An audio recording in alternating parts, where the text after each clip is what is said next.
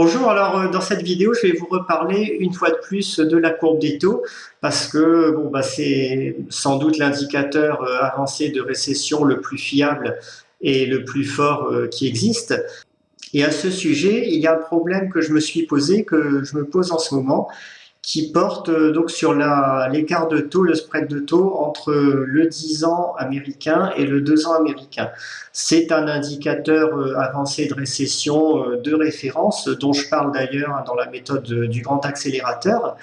Et là, il se passe quand même quelque chose de curieux, c'est qu'on n'a pas d'inversion pour l'instant sur cet indicateur. Vous voyez, on est encore à un écart de taux un petit peu positif, 0,24%, donc 24 points de base en ce moment. D'ailleurs, si on zoome sur la période très récente, on s'aperçoit même que depuis le début de l'année 2019, le spread ne diminue plus, il a même tendance à remonter très légèrement depuis une semaine. Et cette observation ne cadre pas avec ce qui s'est passé sur les précédentes récessions où il y avait eu inversion de l'indicateur dans tous les cas. Alors, si on regarde les autres indicateurs d'inversion classique, par exemple les taux à 10 ans moins les taux à 3 mois, là on a bien une inversion, c'est pareil sur le 10 ans moins 6 mois. Donc on a tout à fait ici un signal d'alerte de récession valable, mais on n'a pas cette fois d'indicateur de récession encore qui a flashé sur le 10 ans moins 2 ans. Alors qu'est-ce qui peut expliquer cette bizarrerie? Pour ça, j'ai été regarder ce qui se passe sur d'autres spreads de taux qui portent sur la partie longue cette fois-ci, avec deux courbes. Ici, vous avez la courbe du 10 ans moins 5 ans, et ici, la courbe du taux à 30 ans moins le taux à 5 ans. Alors, ce qu'on constate, c'est qu'on a un canal haussier structurel sur l'écart de taux entre 10 ans moins 5 ans, qui commence au début des années 80. Vous voyez ici que les plus bas de l'indicateur sont de plus en plus hauts régulièrement à chaque retournement de cycle. On a la même chose ici sur les sommets. En 80, on était à 0,75%. On était à 1% début des années 90 et au sommet de ce cycle économique, on est monté quasiment à 1,5%. On a la même situation d'ailleurs sur le taux à 30 ans moins le taux à 5 ans qu'on voit ici, avec un canal haussier de très long terme qui commence là aussi dans les années 80. On avait un écart de taux à l'entrée de récession du début des années 80 ici de moins 133 points de base. Et cette fois, vous voyez qu'on est loin de la situation d'inversion, on est positif avec un écart de 28 points de base. Alors, qu'est-ce que ces canaux haussiers traduisent?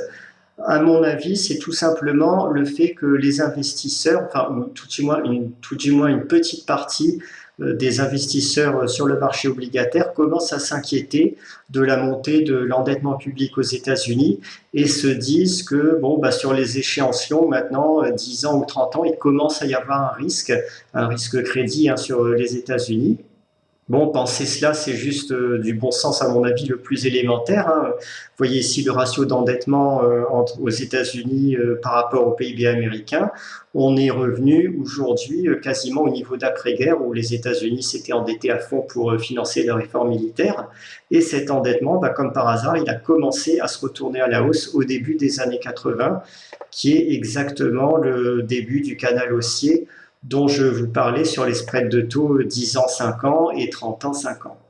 Si on entre, comme je le pense, dans une nouvelle crise, une nouvelle récession, évidemment, l'endettement va flamber de nouveau. On va avoir une grosse poussée haussière de l'endettement parce que les États-Unis vont vouloir relancer l'économie à tout prix par du déficit public. Si nécessaire, ils vont renflouer leur système financier et bancaire également. Et on risque de se trouver sorti de la prochaine crise bien au-dessus de la barre des 120% et du pic d'après-guerre.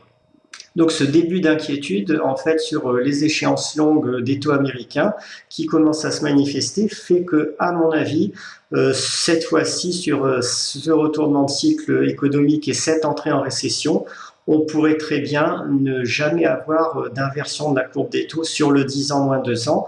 Si vous regardez ce graphique, vous voyez que les inversions 10 ans moins 2 ans au début des années 80 étaient très puissantes. On était à 200 points de base ici en mars 1980.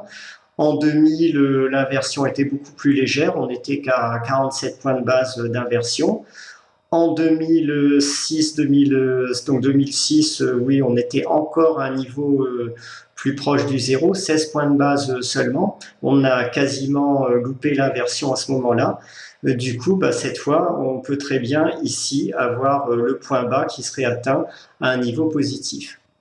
Si on étudie la courbe des taux sur des échéances plus courtes, alors ici je vous propose l'écart de taux entre le 5 ans et le 3 mois américain, on n'a pas du tout cette tendance précédente qui portait sur le 10 ans moins 2 ans.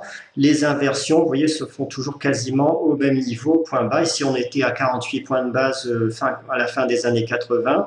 On est descendu plus bas en 2000, 90 points de base. Ici, en 2007, on était entre 30 et 64 points de base.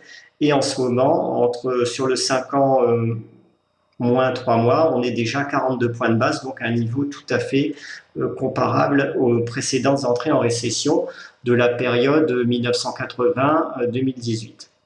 Donc voilà pourquoi je pense que malgré le fait qu'on n'ait pas encore la situation d'inversion sur le 10 ans moins 2 ans américain, le signal de récession qu'on a en ce moment est tout à fait valable dès maintenant à mon avis.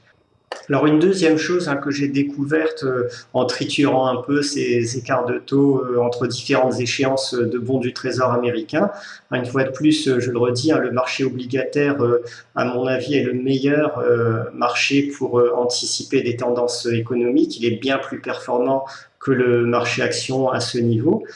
Alors, j'ai regardé cette fois-ci des écarts de taux sur la partie courte de la courbe de taux. Ici, j'ai fait le graphique 2 ans moins 3 mois sur le taux américain.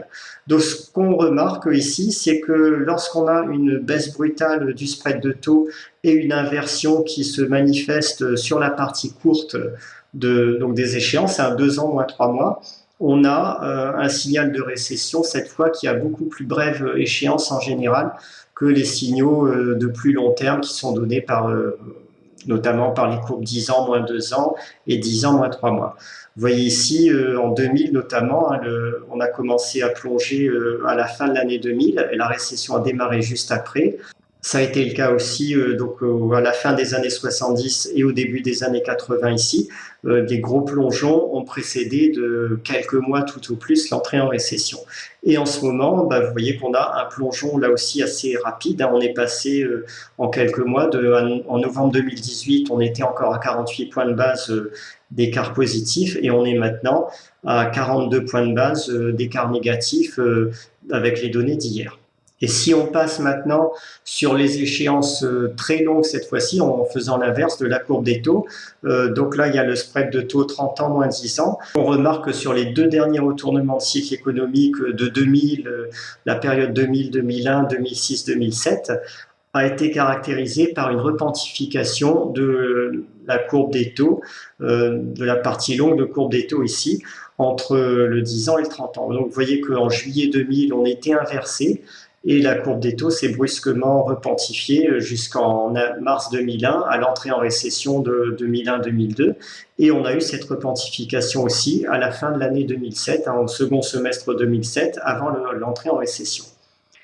Et en ce moment, on assiste précisément, vous voyez, depuis septembre 2018 à aujourd'hui, à une repentification de cette courbe des taux qui ressemble énormément à ce qu'on avait observé sur les mois qui ont précédé les entrées en récession de 2001 et 2008. Voilà pour ces quelques éléments de recherche récents que j'ai fait en analysant assez finement la courbe des taux et qui indiquent quand même maintenant de plus en plus que le signal de récession devient un signal qui n'est plus un signal de longue échéance à 1 an ou 2 ans, mais qui semble de plus en plus maintenant être un signal de récession plus rapproché avec des échéances de quelques mois, 1 an tout au plus, mais ça peut être beaucoup moins. Je vais certainement, d'ailleurs, à ce sujet, publier une mise à jour pour le grand accélérateur, un petit document complémentaire qui va synthétiser tous ces enseignements d'analyse fine de la courbe des taux avec des liens et des outils qui permettront de suivre en temps réel leur évolution dans les mois qui viennent.